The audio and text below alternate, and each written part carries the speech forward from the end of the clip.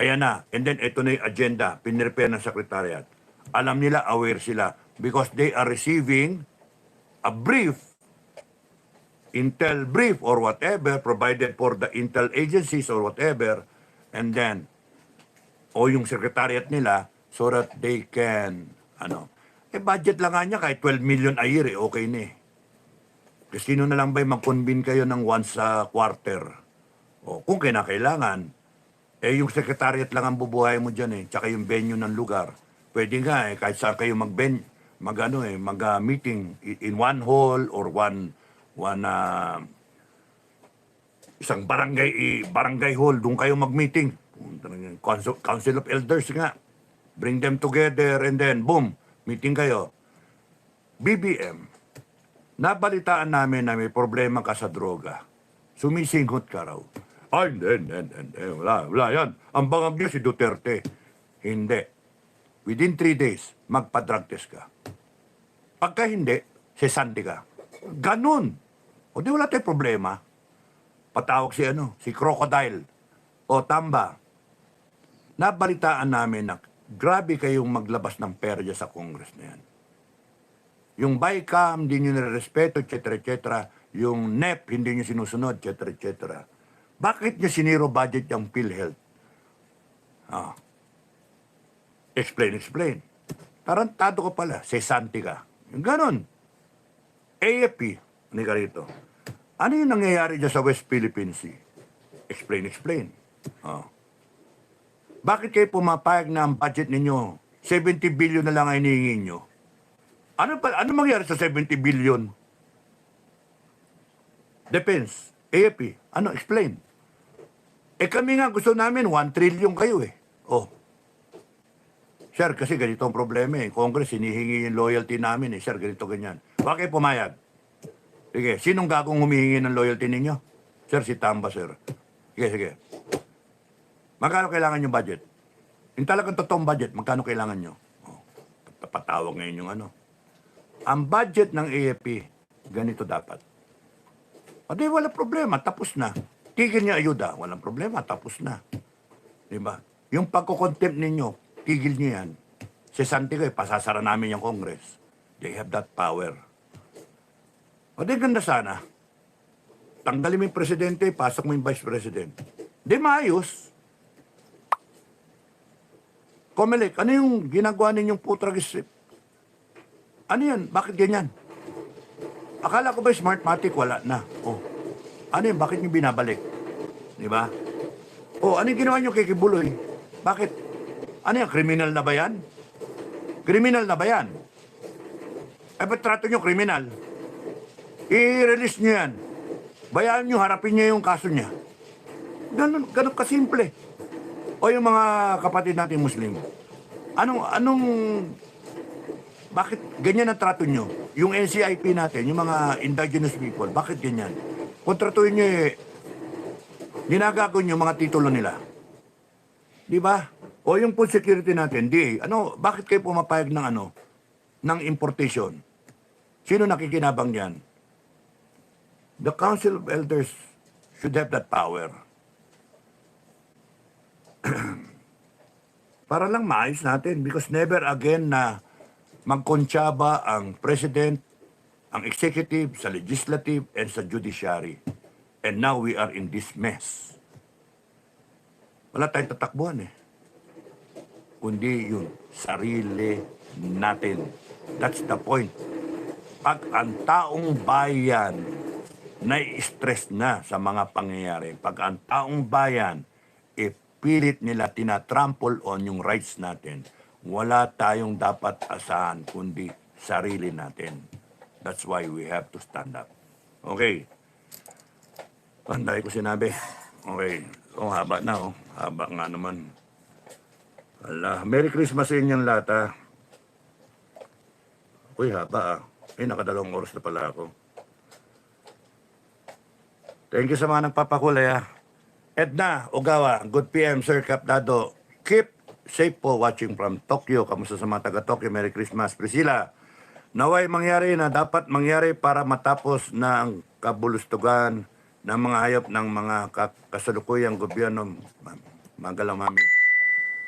Zainab Kamdan, hello po, watching from Kuwait. Erwin, kamusta ka sa mga taga Kuwait, no? Zainab Kamdan. Erwin, ingat po kayo lagi. Maraming salamat. Anthony Victorino, malinis ang adikain na maisalba ang natitirang pag-asa para maihaon ang dignidad ng Pilipinas sa isang demokratikong bansa. We have to work for it, eh. We have to stand up. Lahat tayo. Jose Yason Legaspi, Sir, makabili ba tayo ng FGF t-shirt o pa-member muna? Pwede kayo bumili kahit di kayo mag-member, okay lang. Tulong nyo na yung bumili kayo doon sa FGF merchandise. Yung FGF merchandise, okay, hindi diretso doon ng magtatanong. FGF, Noel, no? Nagme-maintain ng site na yon. FGF merchandise is para sa pagbili ng merchandise ng FGF. Hindi para mag-donate kayo ng pera doon. Pagka gusto nyo mag-donate o tumulong, mag-support, Kevin Duldulaw ang puntirya nyo. Kevin Duldulaw. Kung gusto nyo dumiretso sa akin o kay Commander Bukay, kasi nagbablog kami, sabihin nyo, pero magbigay kayo ng transaction evidence doon kay Kevin Duldulaw para makikip track natin kung ilan yung pumapasok kay Commander Bukay at ilan yung pumapasok sa akin. Yun yung personal na account. Pero yung FGF account, gusto lalo natin ma-account yon. Kasi yun yung para sa FGF talaga. Okay?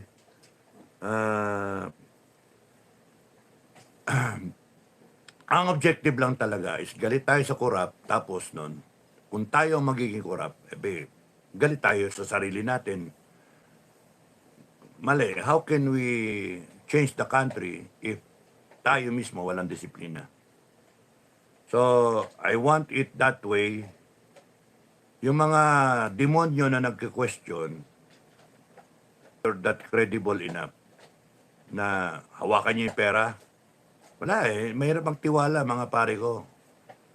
Sabi nga ni isa sa ating si General Flor de Lisa, kasama sa Ranger. Sabi ni General Flor de Lisa, FGF is voluntary.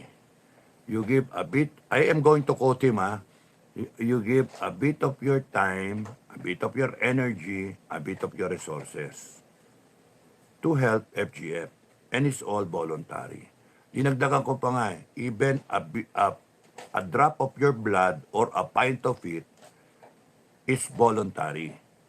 You're doing this because you want to defend the Filipino family, you want to defend your barangay, you want to be part of a group dedicated, nagbo-volunteer to be that force, that guiding force para tumuwid ang Pilipinas. Galit tayo sa korap, galit tayo sa maling management. So, let's live that ideal na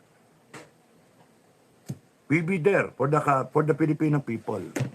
At manamanahin na lang ng mga anak. No?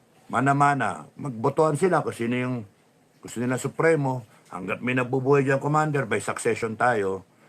And then later on, I'll give up the Supremo ek-ek kung kinakailangan.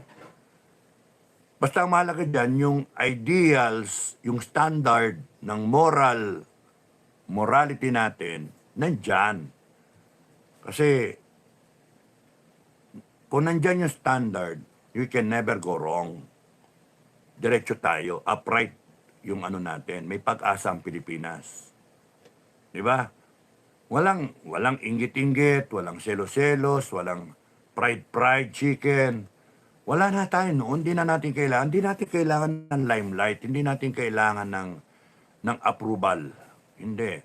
Ang kailangan lang natin ay magbigay ng extra ng time, energy, effort, health, resources natin. Gayong ginagawa na iba nating commander, and I appreciate you so much. Na sir, meron pa sir, may pera pa naman ako sir. We appreciate that so much. Kasi yun yung volunteer na kunya si Commander Tom, si Commander Lar, no? Sir, okay pa sir. Si Commander Julio, gusto kong bigyan pa. Sir, okay pa naman, sir. Kaya nga, this talk of money, hindi tama, hindi angkop. Yung pumupunta kayo on your own, volunteer yon. Pero nang tatanong kami, kung wala kayo, umuwi kayo eh. Yun yung ano nyo. Tapos kayo magtatampo-tampo kayo kung ano, mali, pangit yon. Marami doon mga kasama tayo nga na on their own spending on their own. Kaya nga, mali kung iisipin niyo yung sarili nyo. Kasi kung isipin niyo yung sarili ninyo, what's in it for me, you're not for FGF. Doon kayo, para kay bangag kayo. What's in it for me? Para kay Kitamba. Doon kayo. Mali yung pinasukan nyo. Kasi itong grupo ng FGF, selfless. Sakripisyo, may sakit na nga eh. Nagsasalita pa, lumalaban pa. No? Sarili nga resources nagagamit Pagod, puyat. Kaya nga, kung kahit nga ayaw mag-vlog kinakailangan mag-vlog para lang to keep the people informed, to keep you inspired. Mahirap yung ganito na magkanya-kanya tayo at pride chicken. Kalimutan nyo lahat yon. Duda o kaya yung inggit o pride, isipin nyo taong bayan. Isipin nyo bansa. And you will never go wrong. We're doing this because we believe it is right. Never maging tama droga, komunista, plunder. Never maging tama yun. Kaya we're doing this because it is right. We have to stand up as a people. We have to exercise our sovereignty, our sovereign will. We have to do that because we know it is right. Everything else follows. Everything else follows under the Filipino people. Constitution, government, president, AFP, PNP, down the line, all agencies.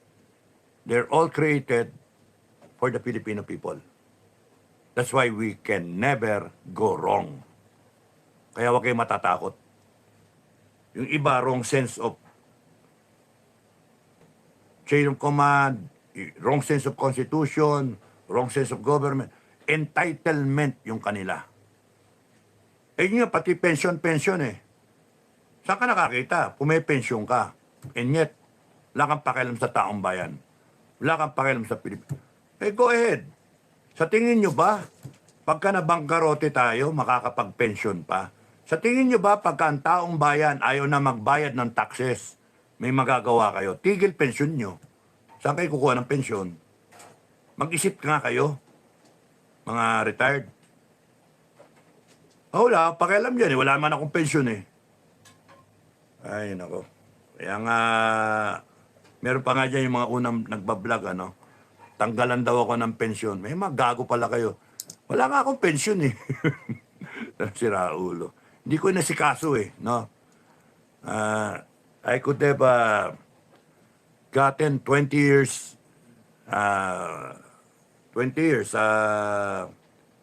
government, private sector, di ba? Pensionado sana ako, di ba? Pero hindi ko inisip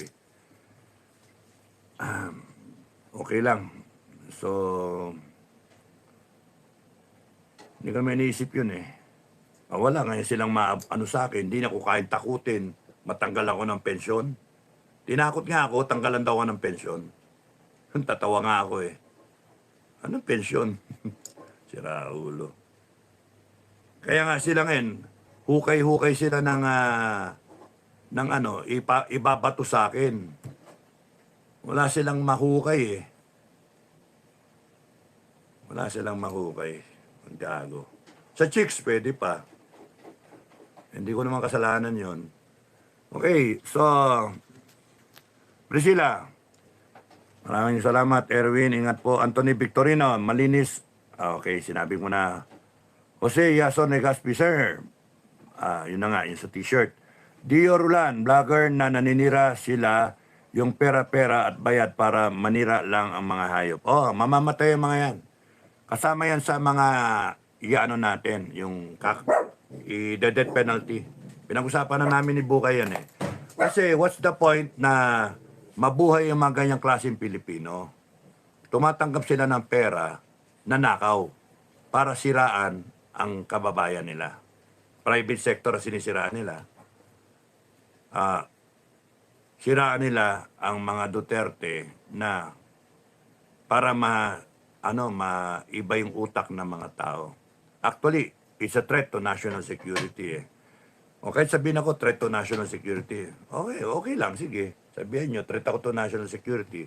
Pero mas threat yung droga. Hindi naman mawawala yun eh. Droga, komunista, pagnanakaw, plunder, at yung pagbalahura ng konstitusyon. Ako, nag-iingay lang ako eh. Sinisita ko. O, di ba? So, sino threat to national security? You better get your mindset right. Kayong mga nasa gobyerno.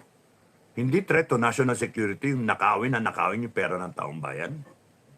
Na hindi ngayon ma-explain. Hanggang December 25, ang binibigay namin palugit. Explain ninyo. Otherwise, we will fire all of you. Maliwanag yun ha. Nagpasabi ako ha. Binigyan namin kayo ng pagkakataon ha. Kaya walang iyakan dito. We will terminate all of you. Taong bayan magsasalita. Hintayin nyo kami. Yabang nyo. Mayabang pa kayo. Kami papapalabasin yung mayabang. Gago. Gago. Alam namin yung karapatan namin. Kayo, yung karapatan ninyo ay dahilan sa taong bayan. Yung karapatan ninyong manungkulan na tawagin kayong honorable, tawagin kayong His Excellency, tawagin kayong Your Honor, at enjoyin ninyo ang mayaman na trato. May mga gamit kayo, opisina kayo, ka-aircon pa kayo, mga hinayong pa kayo. Dahil sa amin yon. Nakalimutan nyo na yon. Kaya tatayo kami at ipapakita namin. Kami ang masusunod. Walang pwede sa inyong susuway sa amin. Kami, taong bayan, ang susunod. You wait for that day. You watch us. And we will be merciless. Kasi lilipas yung December 25 na wala kayong ginagawa na pagsisisi man lang o pag-explika sa amin. Wala kayong ginagawa. Binabastos nyo kami. Sa private sector o kahit sa government sector, pagka ang isa na presidente o executive, assistant vice president, senior vice president, first vice president, executive vice president, o senior manager, line manager, o supervisor, o empleyado. Pag kayo nakakitaan ng mali, anong unang gagawin ng HR? Explain within 48 hours why you should not be meted the corresponding punishment sa ating sa handbook natin o whatever na pinapatupad na batas within the company, yung corporate code natin. Well, you will not be reprimanded or suspended, whatever the case will be. Explain within 24 hours. Kung hindi, at tinuyo mo, suspended ka. Or kaya, you're fired. Anong ginagawa ng taong bayan ngayon? We are exercising that authority. Explain by December 25 why you should not be terminated. As President of the Republic, subject yourself to a hair follicle drug test. Explain the money, the gold, lahat yan. Pati ikaw, Tamba, explain nyo lahat, Congress. Yung abuse of power nyo, etc., contempt pa kayo. Because at that right moment, 2025, we will contempt every one of you para maranasan nyo yung kinokontempt kayo. You will be under arrest. Manlabang kayo, patay kayo. Pati security nyo, manlalaban, patay kayo. Because kasama yan sa aming declaration, under a revolutionary government, you will all be cited for contempt. You will all be under house arrest, waiting for trial 1 week. Explain yung mga salin nyo at yung yaman ninyo. Pag di nyo ma-explain yon, patay kayo. Choice na lang namin kung papipilahin muna namin yung taong bayan sa Luneta para sampalin kayo. Mga ina nyo, ang sisiba ninyo, tatapang nyo. Wait till you see the people. Wait till you see the sovereign will. Never again in our history will we have a repeat of what is happening now. Because we, the sovereign Filipino people, will stand up. No matter anong pinanggalingan, no matter ano ang religious belief namin, no matter kung ano yung affiliation namin sa grupo, no matter kung ano yung aming ethnic differences, kay Bisaya o kung Mindanawan o whatever, kung ano ka, taga-Talaingod, we will stand up and exercise our authority. At kayong mga Pilipino na hindi naintindihan yung inyong power, diyan kayo sa pansitan, sige lang, at aayusin namin to kahit wala kayo. Kaming mga matitinong Pilipino, tatayo kami. And we will enforce the Constitution. I want to stress that. We will enforce the Constitution. Kaya yung mga nag-iisip na hindi sang-ayon sa Constitution natin, mag-isip kayo. I will enforce the Constitution. With the Filipino people, we will enforce the Constitution. Until such time that amendments are made, the Constitution is in effect. Tandaan nyo maliwanag. Hindi pwedeng palitan niya ng buo. No, kasi basahin nyo. Okay naman ako sa Constitution. Meron dapat baguhin doon. Linawin. Pero yung palitan mong buo, and then what? Mag-amend na lang tayo. Kaya naman natin mag-amend. Naintindihan naman natin yung English. We, the sovereign Filipino people, imploring the aid of Almighty God in order to establish, ang ganda naman do ordain and promulgate the Constitution. Doon palang kitang-kita nyo na yung power ng tao. Do ordain, binasbasan. And promulgate, pinayagan. This Constitution. Ano yung sinasabi nyo, uphold the Constitution? Ibig sabihin, pag sinabi nyo uphold the Constitution, you are upholding what the people wants.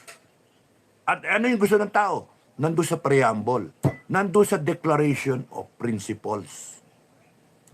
State policies.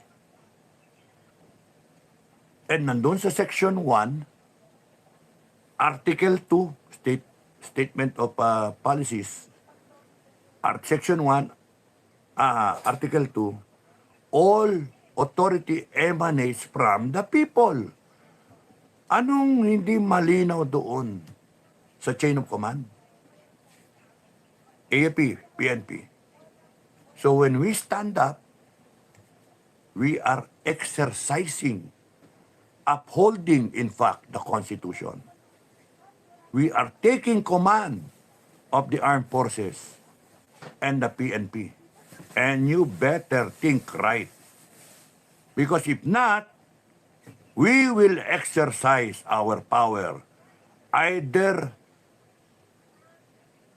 to hold pay, we will order DBM, SND, hold pay, disband you if we will, because it is within our power. Ganun kasimple. Ba't kami magwo-worry?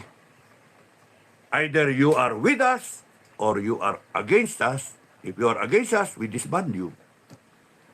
Kung mahati kayo, those with us, you protect us, you will form part of the new armed forces, the Philippine Defense Forces. You will be there. Oh, walang problema. Ba't natin papahirapan? Kung buo kayo under the command of General Browner and General Marbil, so be it. Buo kayo for the Filipino people. Di malinaw? Ba't natin kasi ini-stress yung sarili natin, pinapahirapan natin? Magkaalaman na, maglabasan tayo ng baraha. All you have to do, Filipino people, you rise up, you stand up, be recognized, you exercise your authority. Ganun kasimple.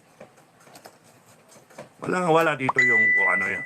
4-star, 4-star, 3-star, 2-star. Ay, ikaw, captain ka lang.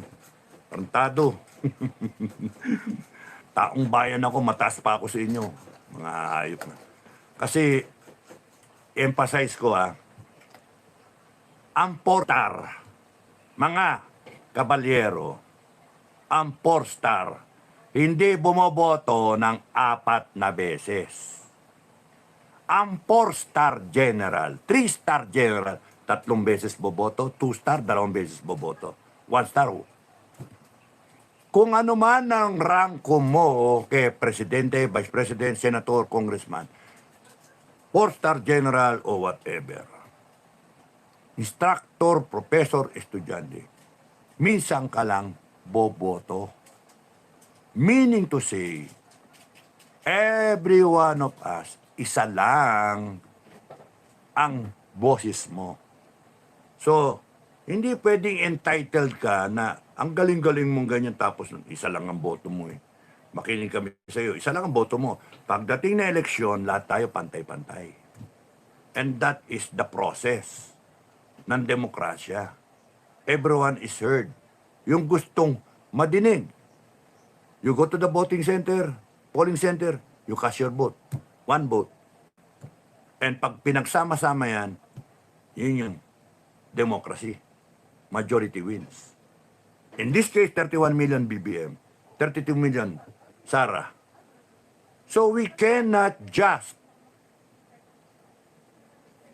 disregard the 31 million voters. We cannot. We have to rise up, emphasize. Ayaw na namin sa iyo. We are terminating you. At kung marami tayo nationwide, all over the world, OFW sabay-sabay yan, lahat ng tao sabay-sabay, then we are expressing, wala na yung 31. Pero yung 32 meron. Kasi yung Constitution masunod. Si Inday, ang spare tire siya yung na-flat na nga salpak mo yung spare tire. Kaya ayaw at sa gusto niya. Kaya nga gusto ko rin makausap Madam President, ready ka na ba? Handa ka na ba? Kasi maraming sasabi, di mo kaya. Ako sinasabi ko, kaya mo Kasi wala akong nakitang bahid ng kawalangyaan sa iyo Wala akong nakitang masama ka Maganda nga yung upbringing mo Buti na lang si Tatay Dico, maganda yung pagkakaano. Tsaka yung nanay mo.